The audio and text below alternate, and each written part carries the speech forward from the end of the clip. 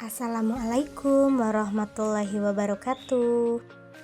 Perkenalkan, nama saya Sinta Fitriani, calon guru penggerak Angkatan 9 dari Kabupaten Tasikmalaya, unit kerja di SMA Negeri 1 Singaparna.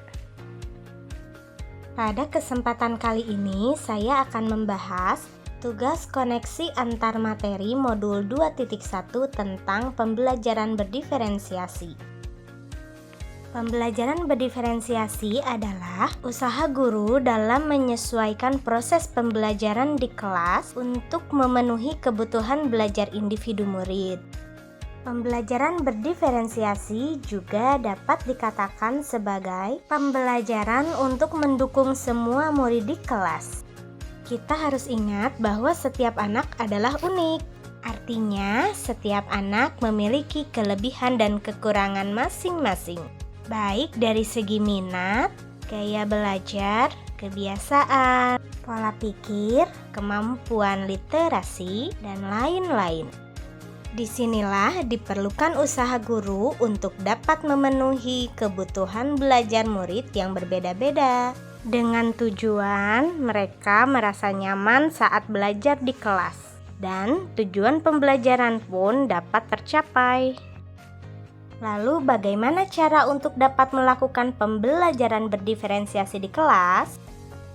Agar dapat melakukan pembelajaran berdiferensiasi, guru harus yang pertama, memahami tujuan pembelajaran. Yang kedua, mengetahui dan merespon kebutuhan belajar murid.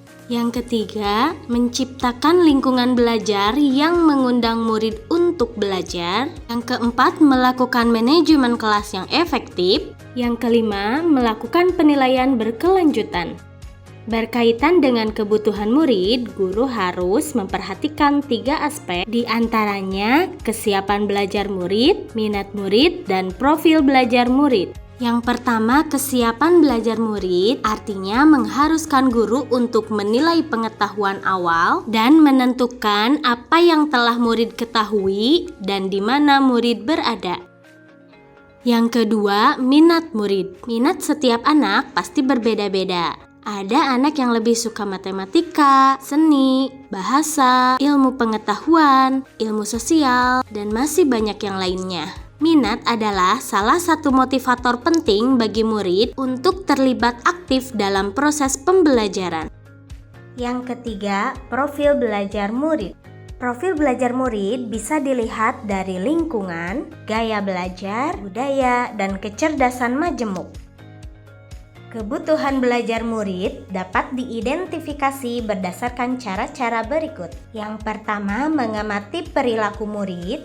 Yang kedua, mengidentifikasi pengetahuan awal. Yang ketiga, mereview dan melakukan refleksi terhadap praktik pengajaran. Yang keempat, berbicara dengan guru murid sebelumnya.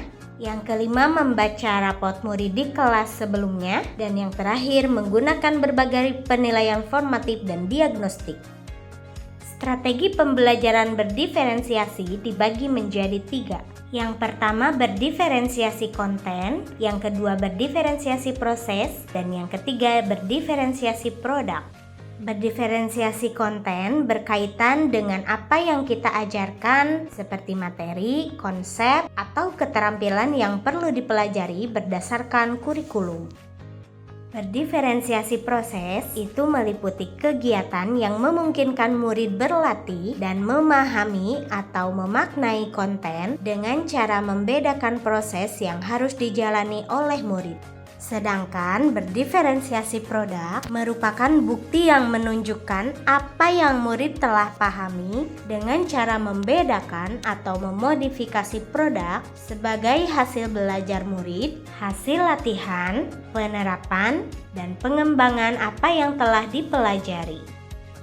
Keterkaitan modul 1 dengan materi modul 2.1 tentang pembelajaran berdiferensiasi adalah dengan modul 1.1, untuk dapat melakukan pembelajaran berdiferensiasi, maka guru harus memenuhi kebutuhan belajar anak sesuai dengan kodrat alam dan kodrat zaman berdasarkan filosofi Ki Hajar Dewantara.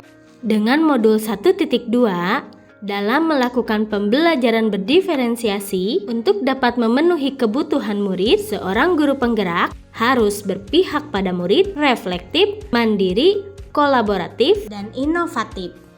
Jika kelima nilai dan peran guru penggerak ini dijalankan, maka guru dapat mewujudkan kepemimpinan murid dengan menuntun murid.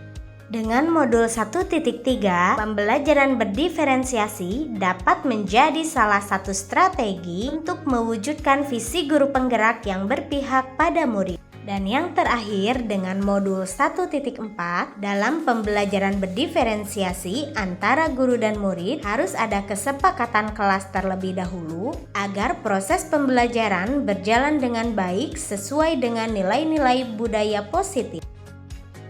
Demikian yang bisa saya sampaikan. Terima kasih dan wassalamualaikum warahmatullahi wabarakatuh.